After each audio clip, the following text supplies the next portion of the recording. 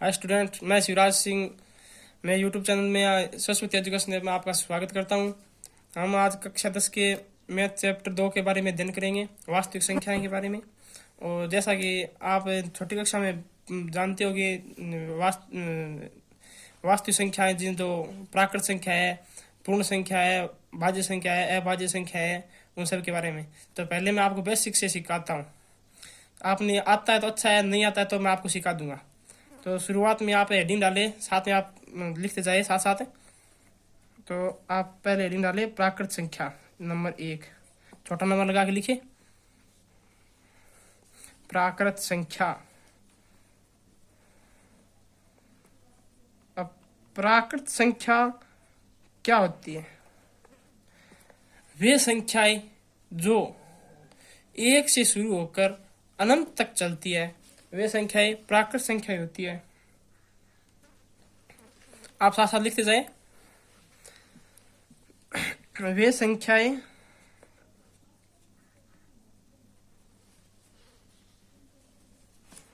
जो 1 से शुरू होकर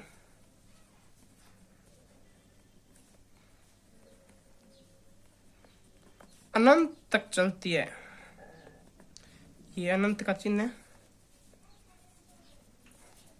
चलती है, उन संख्याओं को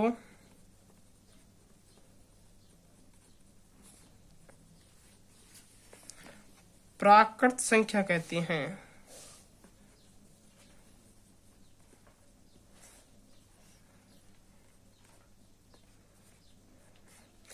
जैसे ये अलग पेन से लिख दे ताकि आपको पता चल जाए। 1 2 3 ऐसे ऐसे करके ये अनंत तक जाएगी। ठीक है, अब बात करते हैं 2 नंबर। 2 नंबर यानी पूर्ण संख्या।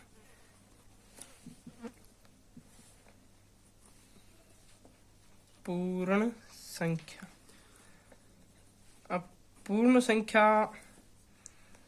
और प्राकृत संख्या में सिर्फ एक बात का डिफरेंस है, वो ये कि ये पूर्ण संख्या 0 से शुरू होती है, जबकि प्राकृत संख्या 1 से शुरू होती है। तो वे संख्याएं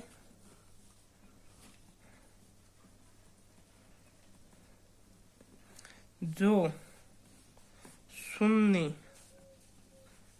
यानी 0 से शुरू होकर अनंत तक चलती है, उन संख्याओं को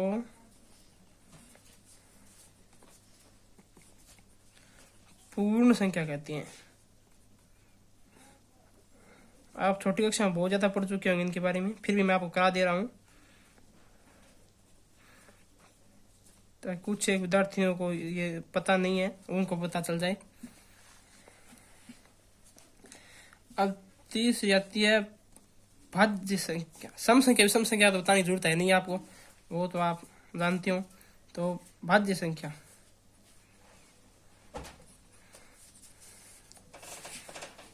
चलो फिर भी करवा ही देता हूं मैं। सम संख्या,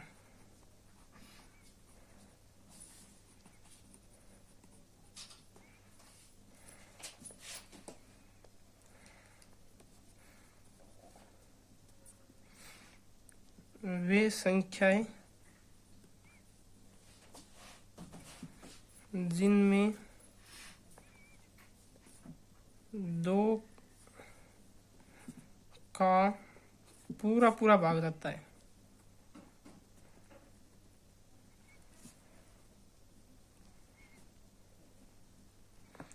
उन संख्याओं को सम संख्या कहती हैं।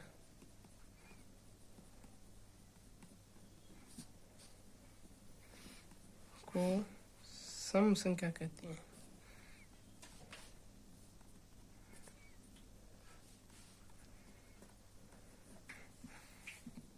जैसे ये अलग डॉट से लिख देता हूँ। जैसे 2 है, 2 में 2 का भाग जाता है, 4 है, 8 है, ऐसे आप 20 ले लो, 50 हो गया। जैसे जैसे 200 है, ऐसे मान लो 448 है। ऐसे ऐसे बहुत सारी संख्या, मतलब संख्या है जिन सम संख्या होती है। और विषम संख्या, और नंबर 4 पर आती है विषम संख्या।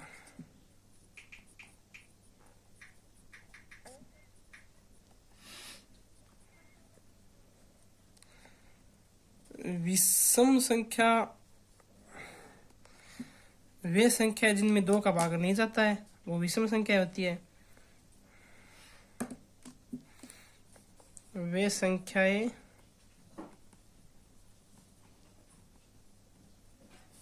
जिनमें 2 का भाग पूरा पूरा नहीं जाता है,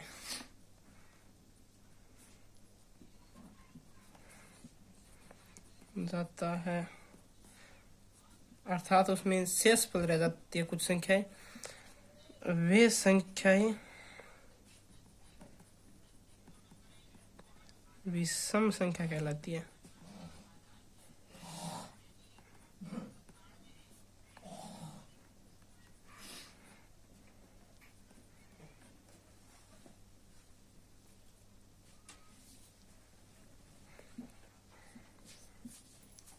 ठीक है,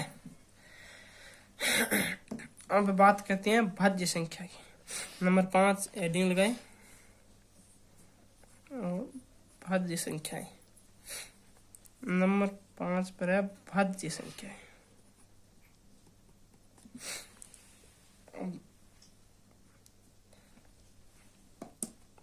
भाज्य संख्याएं यानी वे संख्याएं जिनमें स्वयं और एक के अलावा अन्य किसी एक संख्या का भाग जाता है, वे संख्या भाज्य संख्या कहलाती है। वे संख्याएं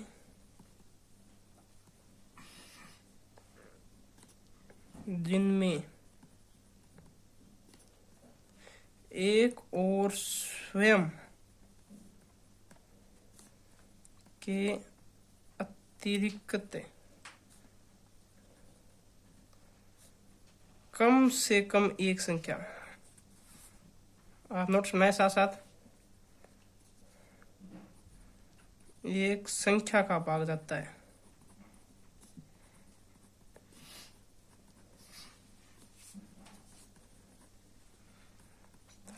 भाज्य संख्या कहलाती है।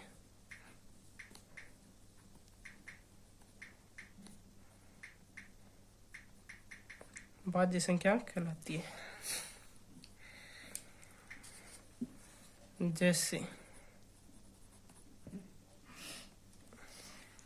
अब आप देखो, जैसे 4 है, 4 में 1 का भाग जाता है और 4 स्वयं का भाग जाता है, लेकिन इसके अतिरिक्त इसमें 2 का भाग जाता है, इसलिए ये भाज्य संख्या है। जैसे 6 है, इसमें 2 और 3 का भाग जाता है स्वयं और 1 के अतिरिक्त। इसी प्रकार जैसे 12 है, 30 है, ये सभी भाज्य संख्याएं। अब नंबर 6 पर आता है अभाज्य संख्याएं।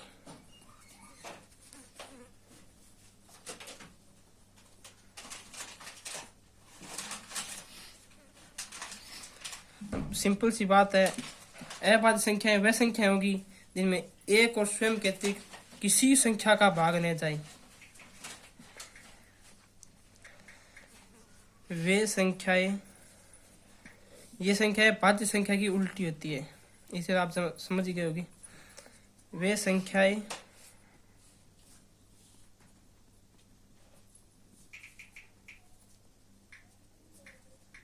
जिनमें एक और स्वयं के अतिरिक्त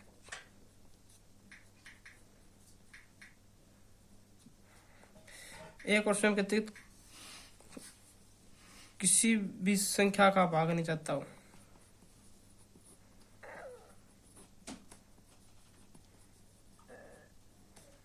का भाग मैं जाता हूँ,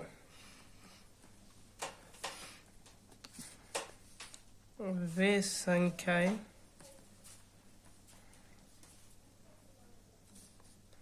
अभाज्य संख्याएं कहलाती है।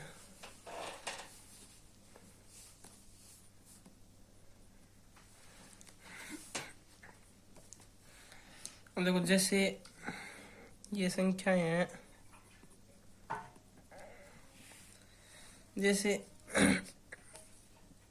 3 है, 2 है, 2 सम जरूर है लेकिन ये भाज्य नहीं है, अभाज्य संख्या है। आप बहुत सारे स्टूडेंटों में ये गलतफहमी होती है कि वे 2 को भी भाज्य संख्या मानते। 2 भाज्य नहीं है, क्योंकि 2 में 1 और 2 के अतिरिक्त अन्य कोई संख्या का भाग नहीं जाता है। 2 हो गया, 3 हो गया, 5 हो गया, 7 हो गया, 11 हो गए, 17 हो गए, ये 29 हो गए, इस प्रकार। अगली संख्या के बारे में बात करें तो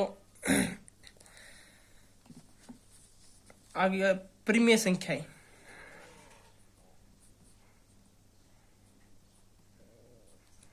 सात नंबर पर है परिमेय संख्याएं।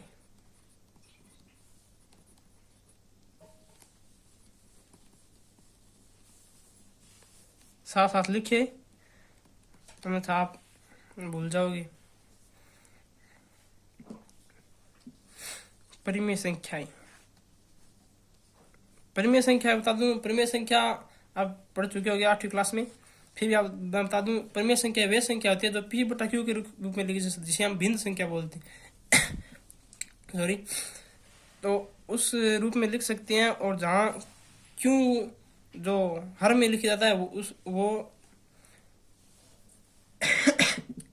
सॉरी, हाँ, तो हम परिमेय संख्या के बारे में बात कर रहे थे कि पी बटा क्यू के रूप में लिखा जाता है, और जो हर है क्यू वो 0 से बड़ा होता है हमेशा। जैसे आप अब डेफिनेशन देख लो, वे संख्याएं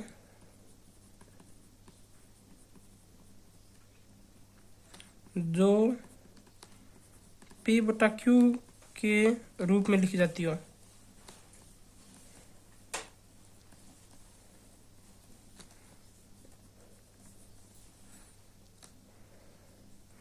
लिखी जाती हो जहां क्यू जो है उसका मान हमेशा 0 के बराबर नहीं होना चाहिए। समझ गए? क्यू का मान 0 के बराबर होगा, जैसे सोचो यहाँ कोई संख्या है, मान लो 1 है ऊपर और नीचे 0 रख दिया, तो 1 बटा 0 का मान क्या होता है? अपरिभाषित।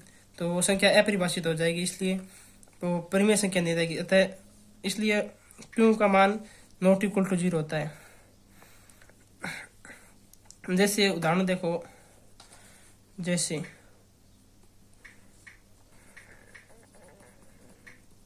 जैसे 1/2 परिमेय संख्या है, 0 भी एक परिमेय संख्या ही है, क्योंकि इसमें p का मान 0 है, न कि q का मान 0 है।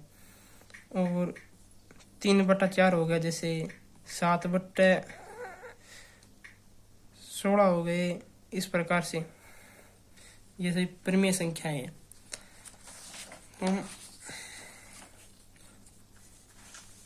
अब आगे बात करेंगे अगली संख्या की, अपरिमेय संख्या की। अपरिमेय संख्या परिमेय संख्या की उल्टी होती है।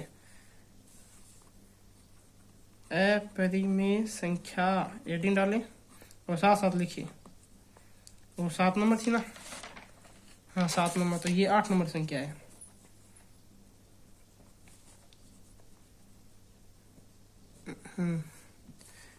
अपरिमेय संख्याएं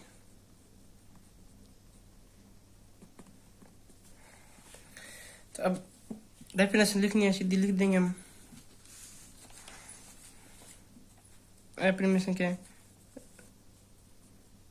वे संख्याएं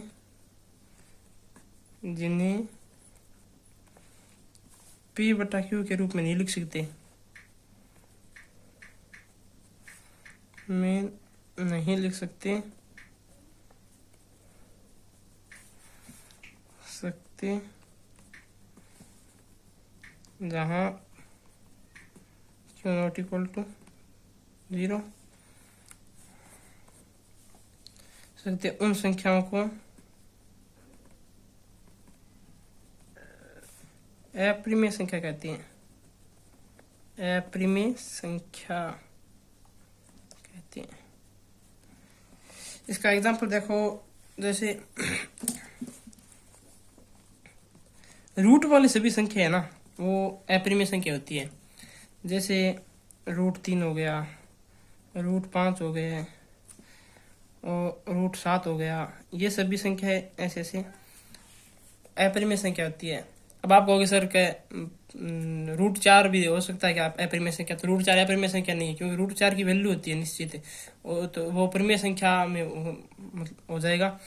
तो ये जिन संख्याओं जिनका √ का कोई वैल्यू नहीं होती ना, वो संख्या अपरिमेय संख्या होती है। समझ गया आप? तो ये थी संख्या के बारे में। अब बात चैप्टर की करें, चैप्टर शुरुआत होता है तो वो कल के वीडियो में करेंगे, आज की वीडियो में बस इतना ही। और आपको अगला वीडियो देखने के लिए मेरा चैनल सब्सक्राइब करें, शेयर करें दोस्तों के साथ, उनको भी पता चले हमारे चैनल के बारे में, हमने अभी शुरू किया है। Thank you.